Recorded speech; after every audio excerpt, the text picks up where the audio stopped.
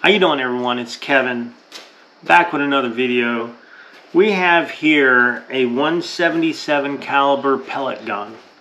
Now, Julie and I went to the yard sales this year, and a gentleman had this gun laying on the ground, and he had $5 on it. So, being that my grandkids are getting a little older and they're wanting to play with BB guns and stuff, and I thought this pellet gun would be something pretty awesome. Maybe we can teach them a little more about gun safety before they actually get a real gun. Now, I'm not saying that this is not a real gun, because it is. It still shoots. But it's better to train them on a BB gun, a small BB gun or a pellet gun, before they get into something a little more powerful. Now, I'm going to give you the serial number off of this. I've taken pictures of it because I think when I re-blew it, they're probably going to maybe come off. I don't think they're etched into the barrel, but they may come off. So let me give you the serial number so maybe you guys can come up with a name on it. I know it has a nitro piston in it. It's not a spring. It has some type of a piston. So let's get the model number for you. Okay, it says model number CFTNP17, and it says 17 caliber, and then it has 5 mm, and below that it has 716 times 759. Now, I don't know what all that means, but I'm sure you guys will let me know, because I'm not real good at this gun. I don't even know the name of this gun. I see no names on it anywhere. It just says it has a nitro piston. It's on one side there. Now, when I look down the barrel, I'm seeing riflings in this. So I don't know if all pellet guns have that today, but back in my day, they didn't have that. Okay, I laid out on the table everything that I thought I might need to restore this gun and get it up and shooting again. We have our bluing kit over here that we'll be using to blue the gun. We have our scope mounts. Now, I ordered this scope and the mounts would not fit the pellet gun. I had to order new scope mounts. Now, these are 3/8. So those dovetails on there are 3/8. So that groove right here on the bottom is 3/8 of an inch. I had a hard time, actually I had to get in there and measure that to make sure I got the right mounts for this. And we also got a 3x9 by 40 scope here. And it does have the flip down lenses here. This is going to keep it nice and clean. We got some cleaning pellets. I didn't even know they had cleaning pellets, but this is to shoot through your gun to clean your barrel. We got just some cheap pellets. Now, this is just so we can go out and try this gun out and clink a little bit with it and see how it works.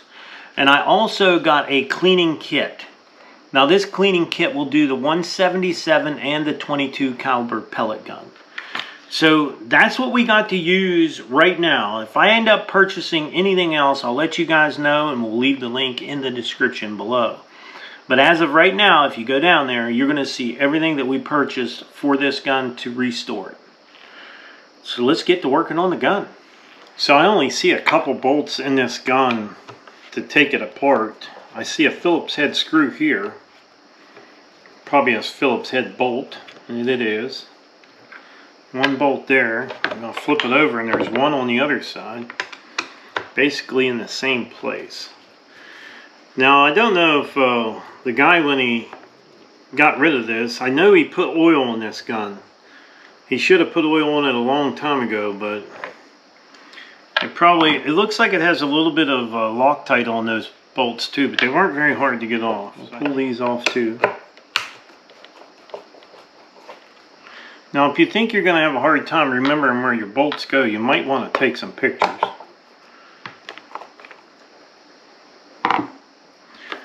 So we'll just set these down all together so we know where they go.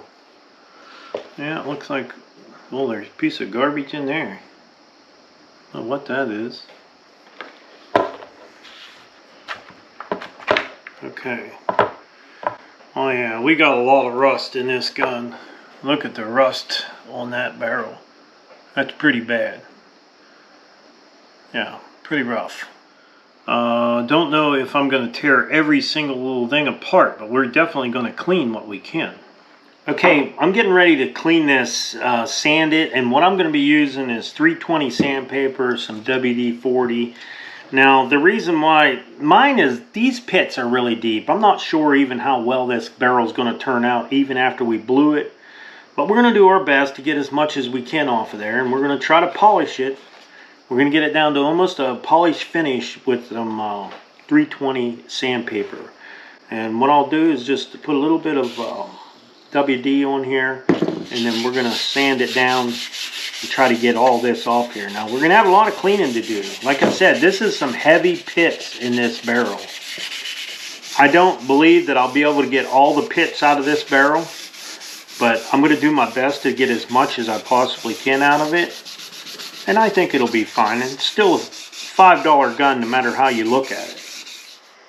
So we're going to clean it with the detergent first. We're going to just clean it up as best we can. Okay, so we're going to go in and rinse it off really good. Then we're going to come back and we're going to use some bluing and rust remover on it.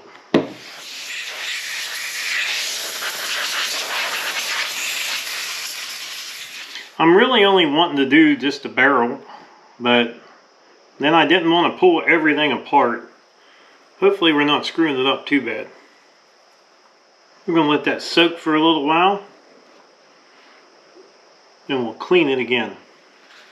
Okay, now we use the blue and rust remover on this. So now we're going to, and we rinsed it off, we're going to go ahead and use the cleaner again. And listen guys, I'm probably screwing this all up, so don't go by me. Don't go by what I'm doing. I'm just doing it just to do a video here. And I don't know, I probably should have tore this thing all apart. There's so much I should have done, but I didn't do. So, hey, we're just going to go with the flow here. And hopefully everything will work out. So we're going to start bluing it, and we're going to see what it turns out like. I know that I didn't get it perfect, but we're just going to do the best we can, and hopefully it'll be okay.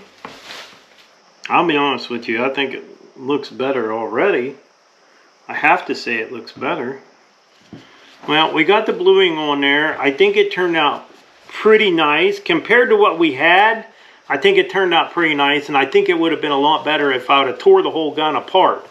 But I didn't want to tear it apart. I was a little worried about being able to get it back together, and you know, but I think it's going to look pretty good the way it is.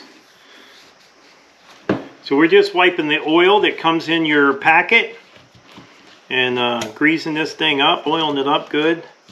And we'll let it set on there for a while, and then we'll wipe it all off. Alright, there's our barrel. We'll let it set until morning, and we'll see what it looks like. We'll get it wiped off and start putting our gun together. I'm not so sure it's a great job on the bluing, but bluing is definitely a hard thing to do. And I do know that it looks better than what it did when we started. So let's get to putting this gun back together. Now we cleaned the stock up. I cleaned the stock with WD-40. Cleaned it up real nice. And should be pretty easy putting it back together. Gonna make sure everything's good and oiled up in there.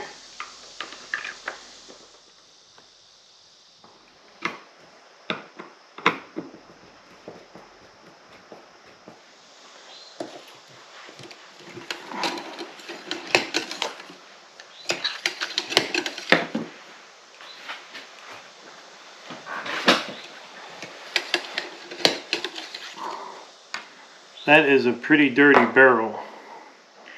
It really makes a difference when you get it cleaned up nice, your barrel. Like I said, for shooting, if you want to shoot accurate and you want to shoot straight, you got to keep your barrel clean.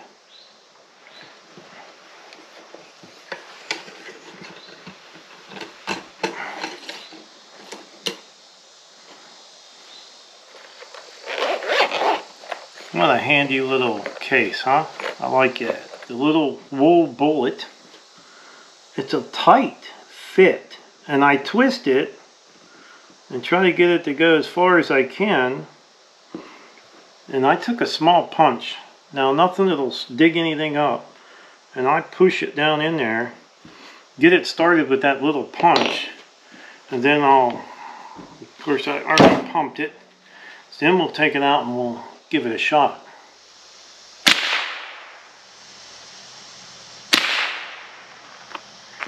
Alright, we just went out and threw a couple of these wool bullets in there and run it through. After we cleaned it, this barrel should be super clean.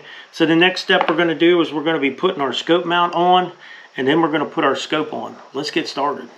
Now I needed the 3/8 groove on this for a pellet gun. I had purchased a scope, and the scope had the bigger dovetails on it, and I needed something smaller for this pellet gun, and these are the ones we're going to be mounting on our gun here. And the nice thing about these is they don't have just one bolt in here, they have two. And that's going to help hold that on your gun and definitely make it a lot tighter.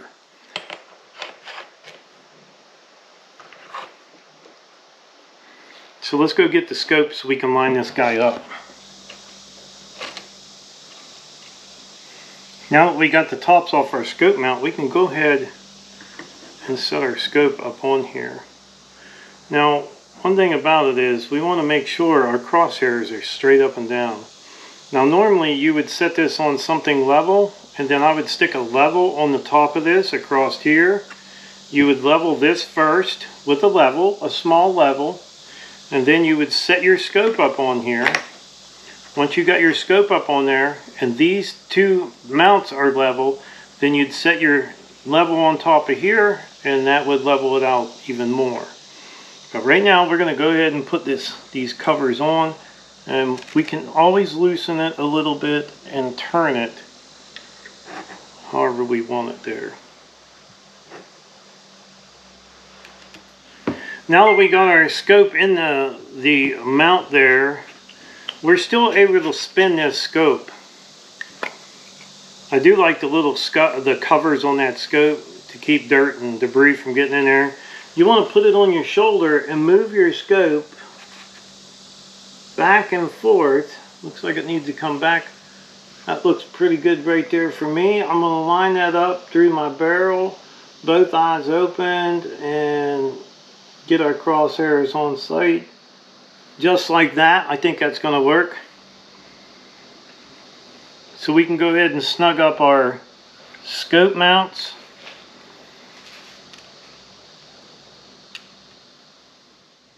Okay, we got our scope mounted on the gun. It looks like a totally different gun now. I need to get it out there and we'll get it sighted in, and we'll see what kind of shooting it'll do. Alright, we have a lead sled here and we have the gun set up. We sighted it in a little bit, and I'm having issues with the scope. The scope on here, I've had several people shoot the gun, and it's kind of blurry. When I zoom it in, it's kind of blurry. So we're going to be sending the scope back. Let's void that scope. Nobody buy that scope. I'm not even leaving a link in the description for it. Not a good scope. But we are going to shoot it a little bit here, and I'll let you guys see how it shoots. It's not the greatest. We're getting them in there, but I always have like that third bullet is always just somewhere in la la land. So we're going to load it up. We're going to send some lead down that way. And here's the thing. We're shooting about, I'm going to say 20 yards.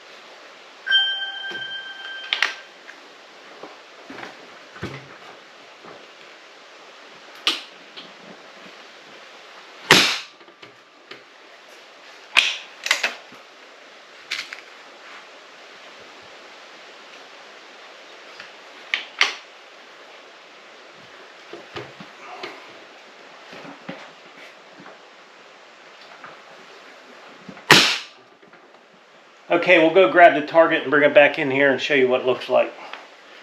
So as you can see, right here is where we're shooting. That's not a bad grouping for a pellet gun. I think that's fairly decent.